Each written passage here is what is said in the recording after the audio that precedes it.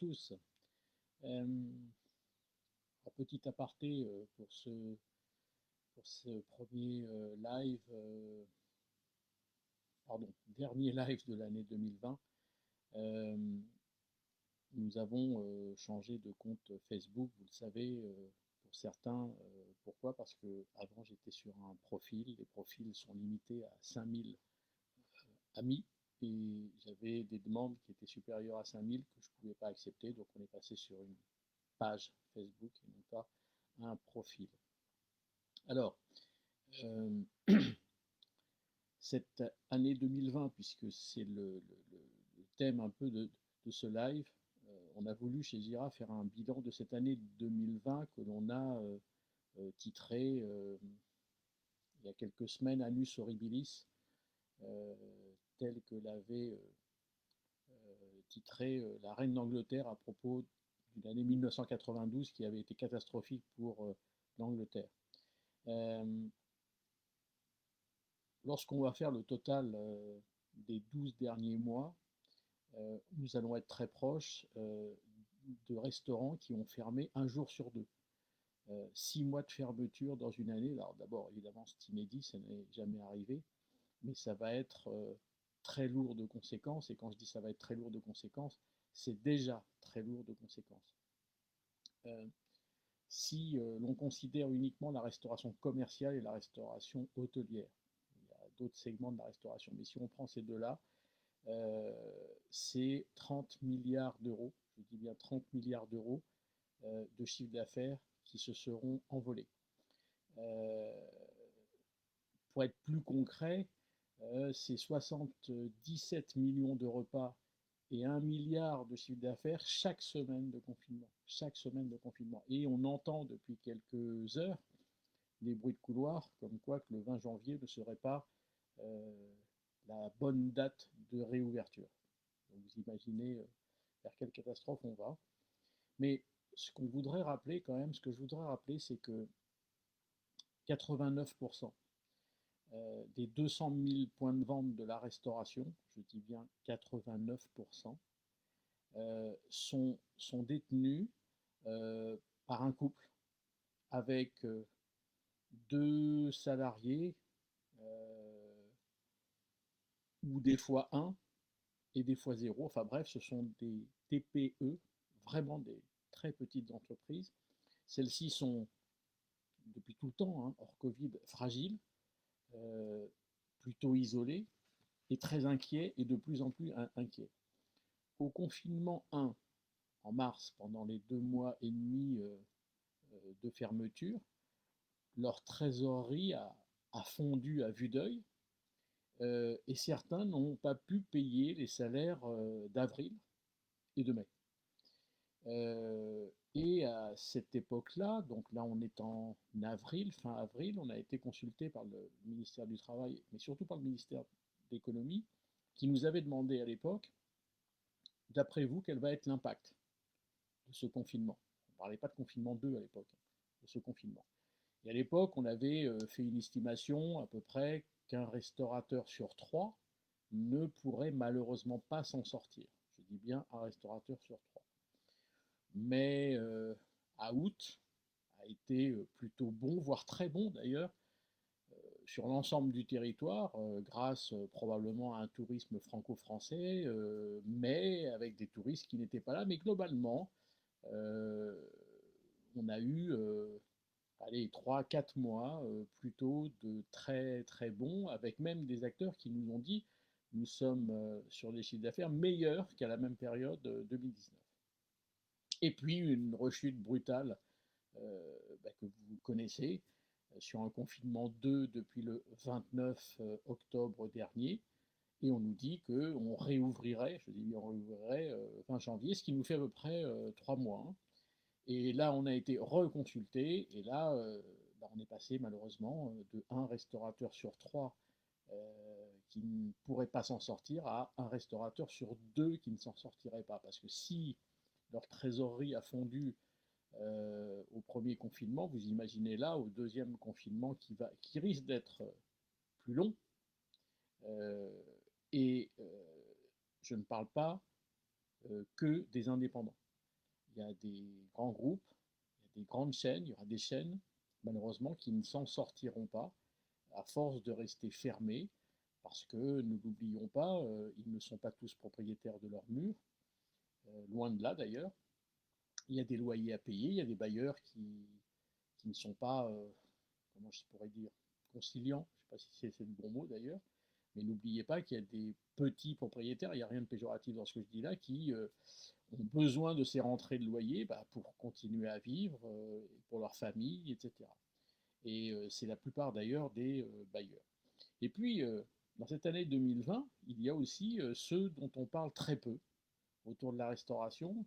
Je parle des fournisseurs, dont on ne parle pas assez, parce que eux sont dans une galère pas possible. Je pense, vous voyez, je vais très très loin. Je pense aux agriculteurs, aux éleveurs, aux artisans, aux distributeurs, à l'industrie agroalimentaire, au cash and carry, enfin bref, tous les fournisseurs traditionnels de longue date qui accompagnent les restaurateurs, qui sont également évidemment en très grande difficulté. Euh, sur la consommation alimentaire en domicile, CAHD, tel que nous l'appelons au GIRA, 5 grands segments que je rappelle très rapidement: restauration commerciale, restauration collective, restauration hôtelière, restauration automatique, les machines qui délivrent des repas. Et le cinquième segment, c'est ce qu'on appelle les CAA, les circuits alimentaires alternatifs. Ce sont tous ceux qui font de la restauration, mais qui ne sont pas des restaurateurs. Ce sont évidemment de la restauration rapide. Je pense à la GMS, je pense aux boulangeries, métier de bouche, je pense au cinéma, je pense aux stations-service, je pense aux magasins, enfin bref. La CAHD, donc sur ces 5 grands segments, pèse 100 milliards d'euros. Ces 25 milliards d'achats de matières premières, je dis bien 25 milliards d'achats de matières premières, qui se sont envolés ou qui sont en train de s'envoler. Donc pensons aussi aux fournisseurs qui sont dans une galère pas possible tant qu'on n'autorise pas les restaurants à réouvrir.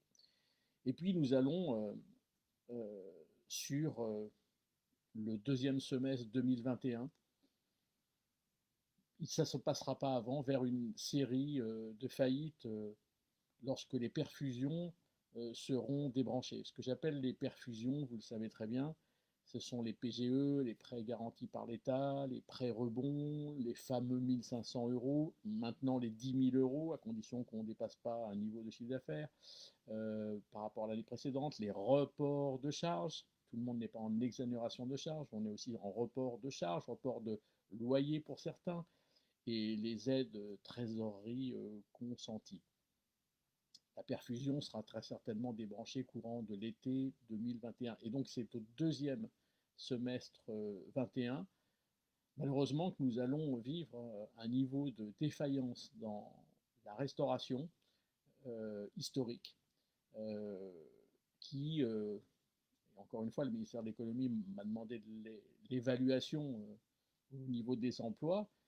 Si toutefois c'était un restaurant sur deux qui ne s'en sortirait pas, on serait sur 120 à 130 000 personnes qui se trouveraient sur le carreau. Je dis bien 120 à 130 000 personnes qui se trouveraient sur le carreau, sachant qu'à l'heure où on se parle, il ne faut pas penser que tout le monde est en chômage partiel, il y a des chômages tout court. Il y a des chômages tout court. Je ne sais pas où ils sont comptabilisés, mais il y a des chômages tout court parce qu'il y a déjà des restaurants qui ont fermé le rideau, non pas en attendant la réouverture, mais qui l'ont fermé, point. Alors, ça c'est pour la zone d'ombre de l'année 2020, de la situation 2020, mais heureusement, il y a du positif à mentionner dans cette année 2020. Heureusement. Ce que je retiens comme positif de cette année, c'est une agilité extraordinaire qu'ont eu les restaurateurs, une vitesse à se repenser, à se réinventer, des nouveaux leviers de chiffre d'affaires qui ont été, comment je pourrais dire, inventés, parce qu'il y a des nouveaux leviers de chiffre d'affaires qui sont peut-être une évidence là, depuis quelques semaines, quelques mois, dont on n'avait pas idée il y a encore un an ou deux. Une accélération phénoménale de tendances qui étaient déjà dans les tuyaux en 2017, 18, 19, bien avant le Covid. Une révision profonde des approvisionnements fournisseurs. Beaucoup de restaurateurs se sont posés et on se sont mis à réfléchir sur leur approvisionnement, sur leurs achats matières, sur leurs fournisseurs. Qu'est-ce qu'il y a d'autre encore comme positivité? Il y a aussi, comment je pourrais dire, une nouvelle façon de communiquer qui s'est largement répandue. Alors évidemment, grâce au digital, on n'avait pas le choix de faire ça autrement. Et puis des innovations incroyables qu'on a vues en France et ailleurs d'ailleurs. Je pense notamment à des étoilés gastro qui ont fait du drive, à des dark kitchen internes, je dis bien des dark kitchen internes, pas une dark kitchen telle qu'on les connaît, mais une dark kitchen interne pour optimiser son outil de travail en créant une marque virtuelle.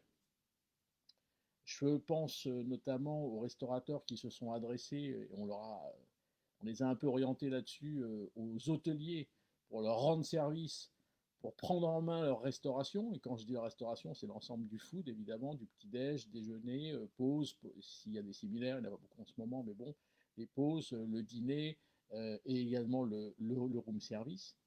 Et puis, des innovations complètement dingues. Alors, celle-ci, on l'a vu en Belgique avec un restaurateur qui a contourné le problème et qui a loué une dizaine de camping-cars qu'il a installés en face de son restaurant et il sert dans un camping-car ses clients. Alors, le côté génial, je trouve, c'est que le camping-car est un endroit privatif où des consommateurs ne croisent pas d'autres consommateurs, donc le protocole sanitaire est totalement respecté. Et en France, on a incité des hôteliers à faire la même chose avec leur chambre d'hôtel. Il y a aujourd'hui des dîners dans la chambre d'hôtel avec des gens qui louent, des gens de l'extérieur hein, qui habitent dans la ville, qui louent la chambre pour une soirée et qui se font servir des repas dans la chambre. Bon, alors l'hôtelier en profite pour dire, bah, puisque vous êtes là, vous n'avez qu'à dormir là. Il y a des forfaits euh, dîner, nuit, voire même petit-déj. Et il y a quelques hôtels qu'on connaît qui font 80% de leur occupation, je dis bien 80% de l'occupation, avec des gens qui viennent dîner et puis qui restent. Pas tous, mais il y en a qui restent. À ce propos d'innovation, Jira sort, je crois que c'est demain matin, deux cahiers spéciaux, spéciaux crise Covid, on va les appeler comme ça, que vous pourrez vous procurer sur notre site, sur notre e-shop, sur notre site web. Ces deux cahiers, un premier cahier qui est un cahier qu'on a appelé boîte à outils. Alors, boîte à outils, c'est la multitude d'idées dont je parlais tout à l'heure qu'il y a aujourd'hui pour faire du chiffre d'affaires, en plus du chiffre d'affaires qu'on faisait avant, mais surtout pour faire du chiffre d'affaires étant fermé. Donc il y a une multitude d'idées, euh, de chiffre d'affaires rentables, de façons de communiquer. Bref, c'est vraiment une boîte à outils incroyable. Et puis, le deuxième cahier, c'est ce qu'on a appelé chez Gira les 25 paramètres qui ont changé le visage de la restauration. Il y a 25 paramètres qui ont véritablement changé la façon de faire de la restauration. Alors, il y en a énormément parce que 25, c'est énorme.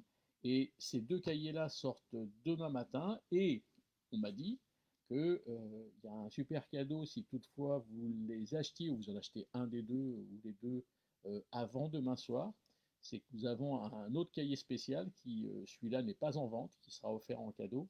C'est les 25 concepts les plus marquants du moment, enfin du moment, de l'année, on va dire. C'est les 25 concepts que nous avons repérés. Alors, ils ne sont pas obligatoirement en France, ils sont un peu partout dans le monde. Et on explique pourquoi c'est des concepts inspirants.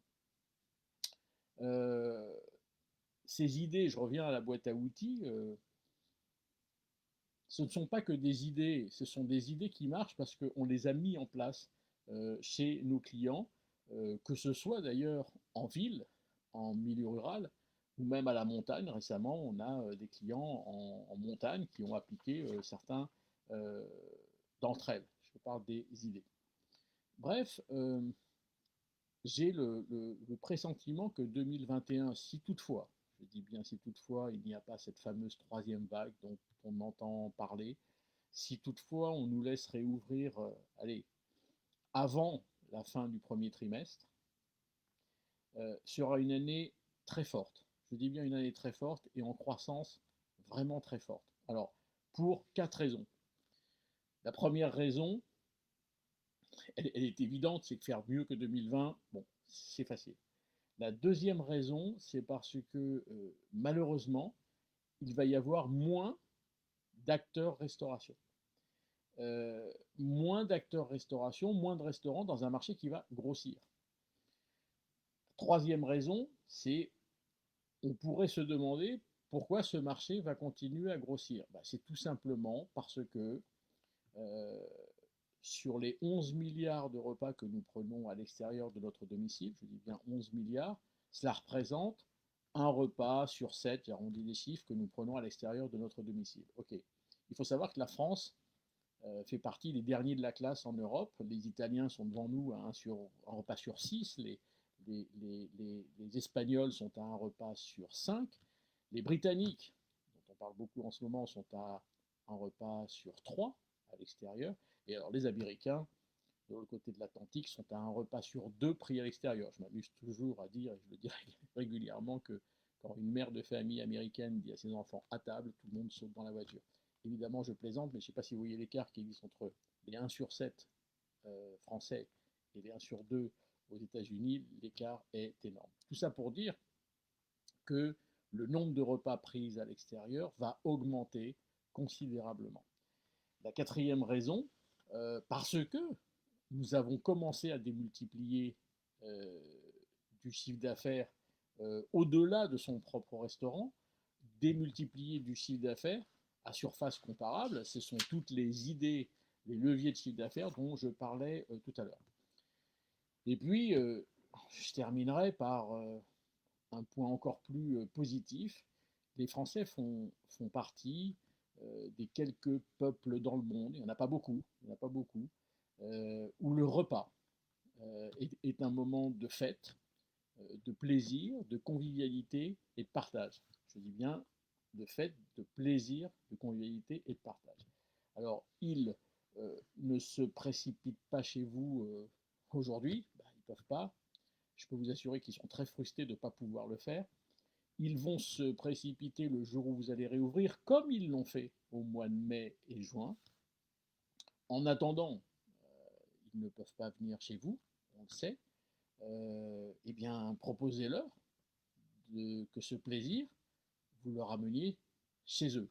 Alors, par de la livraison, oui, par du click and collect, par de la vente à emporter, qui est click collect à l'ancienne, mais pas que, parce que on a en point de mire aujourd'hui le repas du réveillon de Noël et le repas du réveillon du jour de l'an. Et je peux vous assurer que les Français ont besoin des restaurateurs pour confectionner ces repas. Et je prends une idée qu'a eu un 2 étoiles au guide Michelin en Alsace qui s'appelle Olivier Nasty, que vous connaissez très certainement, qui a eu une idée que je trouvais extraordinaire, c'est de monter ce qu'on appelle un marché gastronomique. C'est quoi un marché gastronomique? C'est un marché dans lequel il y a des produits bruts, des fruits, des légumes, de la viande, du poisson, enfin bref.